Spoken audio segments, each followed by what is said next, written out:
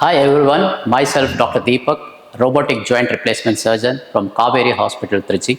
I'm here to introduce the new advanced fourth generation robotic system from Johnson & Johnson debut company called Velis.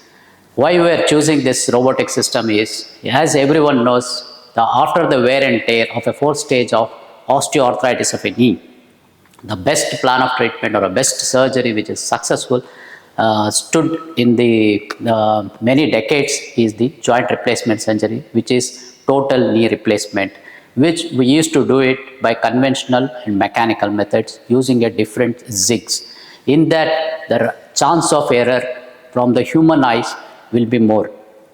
To introduce more precision and accuracy and to preserve the more bone, we have to introduce the robotic system where we can have 1 millimeter, 0.5 millimeter of the cut of the bone as well as 0.5 degree of accuracy of the varus or valgus cut of the bone can be introduced.